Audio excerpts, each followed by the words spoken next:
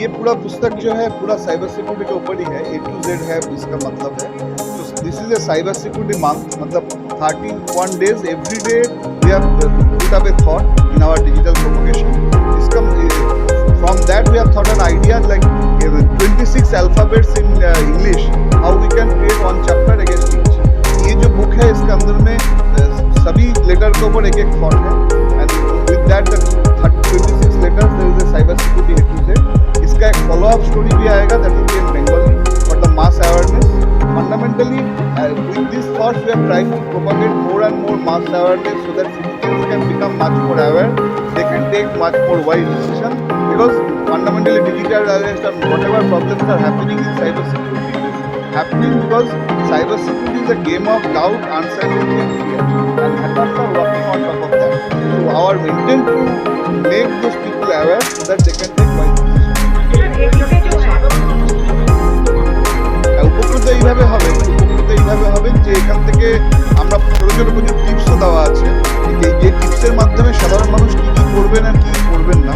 যেমন ধরুন আমরা ডিজিটাল অ্যারেস্টের কথা বলছি, যেমন ধরুন আমাদের একটু আগে কথা হচ্ছিল যে বিভিন্ন ধরনের ফ্রড হচ্ছে, ফোন এলো পুলিশ থেকে বা আমাদের ট্রাই থেকে ফোন এসেছে, CSC থেকে ফোন আসছে যে এই না দিলে তোমার টাকা বন্ধ হয়ে যাবে। এই ধরনের সিচুয়েশন যেগুলোকে আমরা ফিশিং এরকম ধরনের টেকনিক্যালি বলি, সেগুলোর এগেন্স্ট সাধারণ মানুষের কী করা উচিত তার সম্বন্ধে বিভিন্ন টিপসও থাকছে। আপনি নিজে একজন সাইবার এক্সপার্ট, আমরা দেখতে পাচ্ছি যে 8 থেকে 80 সবাই আমরা এই মুহূর্তে যাচ্ছি এবং আমরা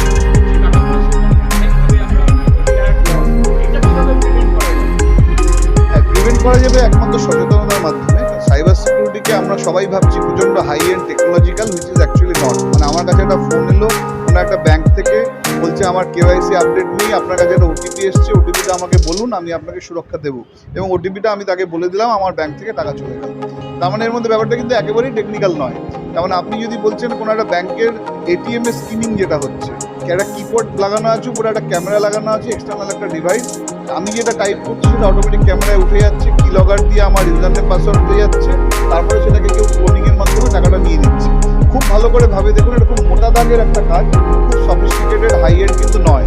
আমরা সচেতন নই, আমরা এই ডিভাইসটি বা মোবাইল বা ল্যাপটপের এতখানি হুকটাপ, খুব ছোটো ছোটো স্টেপস আমরা ভুল করছি। সেই করার জন্যই কাজ, যেমন ধরুন আমাদের মোবাইল ডিভাইস, এখান থেকে আমরা সব কিছু করছি, ব্যাংক, ওয়ালেট, ই-কমার্স সব কিছু করছি, অথচ অধিকাংশ ক্ষেত্রে মানুষের মোবাইলে একটা অ্যান্টিভাইরাস রয়েছে, এবং সেখানে যে কোনো ধরনের গেমিং অ্যাপ, যে কোনো ধরনের নন রেপুটেড অ্যাপস আমরা ইনস্টল করছি, সেই অ্যাপগুলো থ্রু দিয়ে বিভিন্ন তথ্য বাইরে চলে যাচ্ছে। এই সচেতনতাতেই আমরা গ্র্যাজুয়ালি বিল্ড আপ করার চেষ্টা করছি। শেষ প্রশ্ন আপনার কাছে, আমি যেমন বললাম যে আপনি একটা আপনি